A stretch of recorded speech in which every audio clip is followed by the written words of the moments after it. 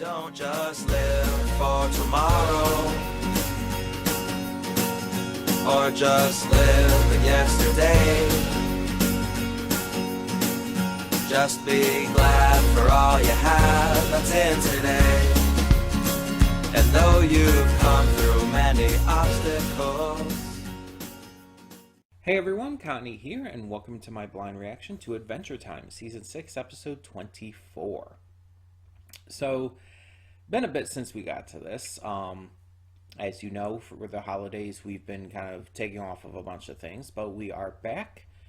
And, as always, kind of difficult to really start this off saying anything of value, because it's Adventure Time. It's episodic for the most part.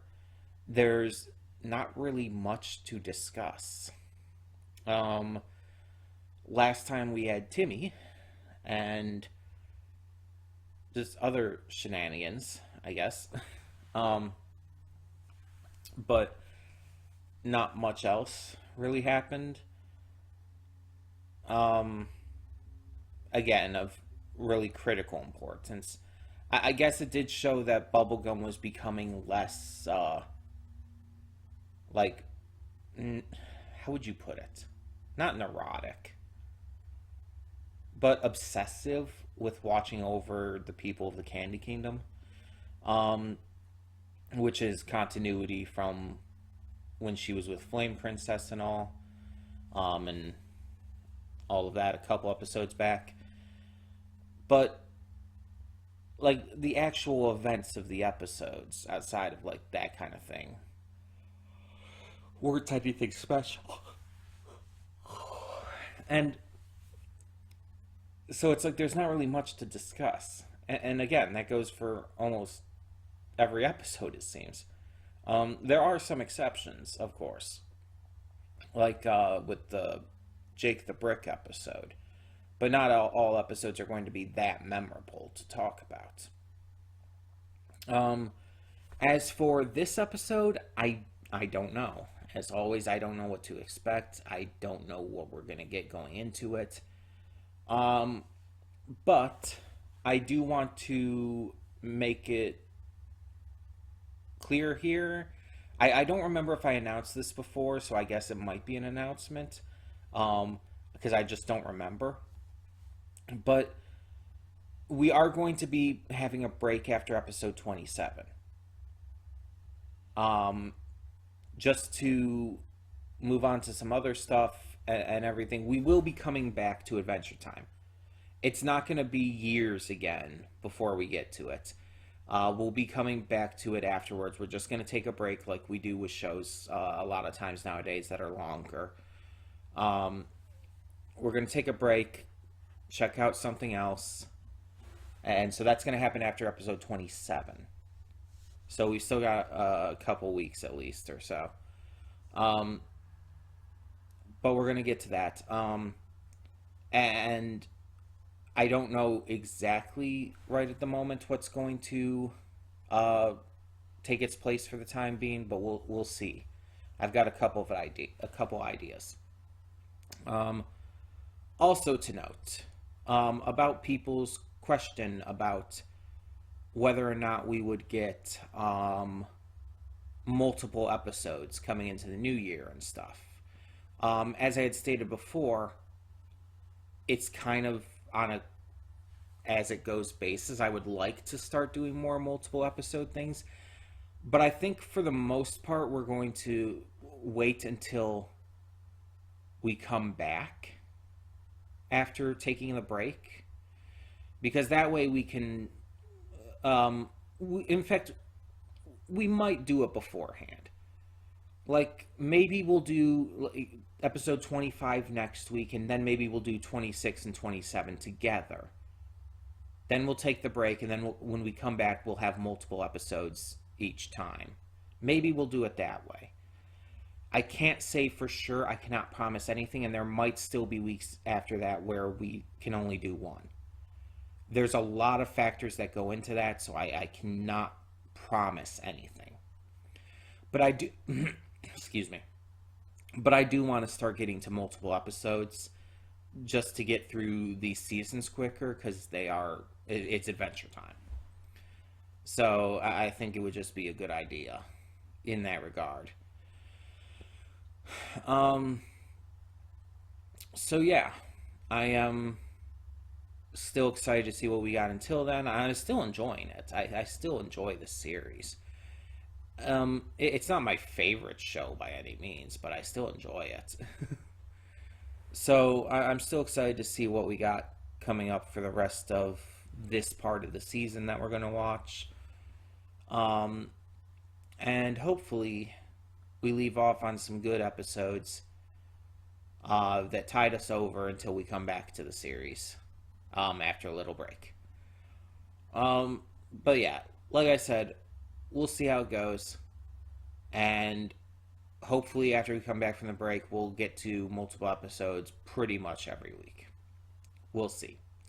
In the meantime, let's just get this going. So when the screen fades to black, pause this redirect and go to the description below. Follow the link to the reaction, and after you watch it, come back here to the redirect and resume play. Because after it fades to black and then fades back in, everything from that point forward will be my afterthoughts and will contain spoilers to the episode. So, that being said, thank you so much for tuning in, and I will see you at the reaction. And we are back, and we'll begin with spoilers in 3, 2, 1, now. So I looked up the episode here because I wanted to check a few things. First off, I wanted to see if this one character was indeed voiced by Keith David. Balthus is his name, and he is. He is voiced by Keith David. So that's fun. Like, that's just a fun little cameo. Second, I found out through looking at this that it is the debut of these characters. Yet I swear I feel like I've seen them before. Maybe it's just like, as I've stated, there are some things I have like seen and known about with this series, and it's possible there's some things that I've seen and all that I didn't really like, that didn't like stick in my head. So maybe that's one of them that I've seen before, but it's like it just didn't stick in my head about it, like, and everything, and I forgot for a while. But that's why like Gunther looked so familiar to me. And apparently, looking at this as well, it also explains a couple things here. For example, it explains why the Ice King calls these penguins and all Gunther, or Gunter, or whatever. It's because of the dream and all. Because he keeps having this dream about this past, probably because of the crown being connected to him and everything. And because of that, he kept hearing the name. And so he just called the penguins and all that. Because of that. But everything else in this, like that I'm seeing, I pretty much caught. This was obviously a very important episode. Like, very important. One of the biggest reasons is this was this the only time we've seen pre-Mushroom War? Or was the stuff from the Holly Jolly Holiday, or whatever it's called, from that two-parter, did we see stuff before that then, too? I'm not entirely sure. But it was before the meteor came, obviously.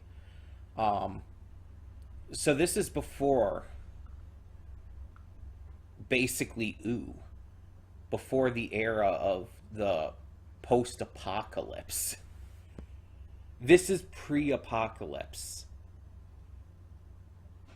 in Adventure Time, and that's insane. But it also shows us that these types of characters existed pre-apocalypse in this world. So it's like, I guess the post-apocalypse Mushroom War and the meteor and everything, I guess all of that didn't actually cause people to be in these different forms and everything, like I had previously assumed. Because it definitely looks like they were definitely a lot. There were at least some like this back then. And there was even magic back then. So that's interesting too. Now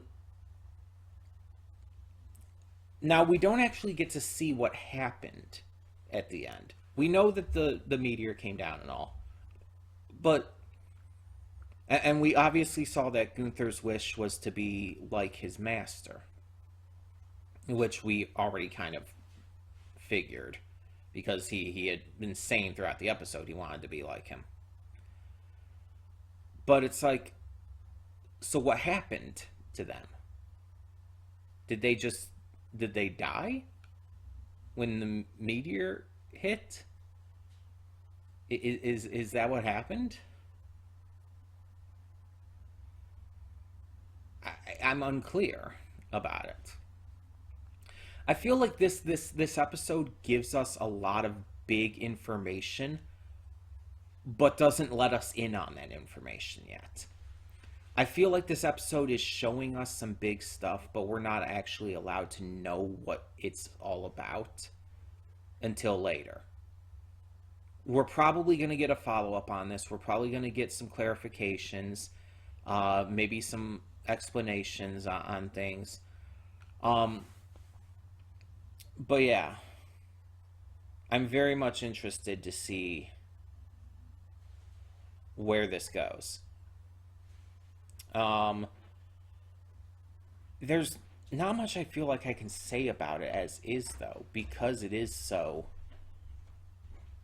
almost kind of required to see more.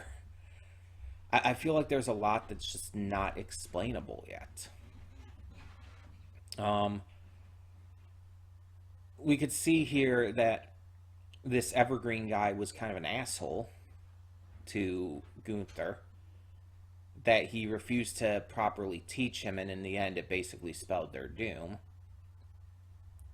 But we also see that he is also an asshole towards the others, the other magic users.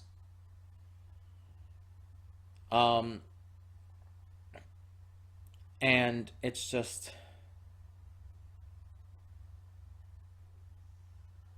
I'm wondering about the other magic users too, because one of them had like a similar look to Bubblegum, if that makes any sense. Like, he not just the color of his skin and everything though. Like, he even was like shooting out jelly beans and stuff, and it was like covered in candy, like clothing. And it's like, just the way his body was shaped reminded me of Bubblegum. Like, I'm not the only one, right? That's gotta be intentional. And obviously Evergreen was very reminiscent of the Ice King, but again, we know why. He created the crown. Another big piece of information we got in this episode, by the way. He created the crown. So yeah, the user of the crown, as we see, kind of gains a similar form to him. And that apparently started through Gunther, whose wish was to be like him and gained a similar form because of it.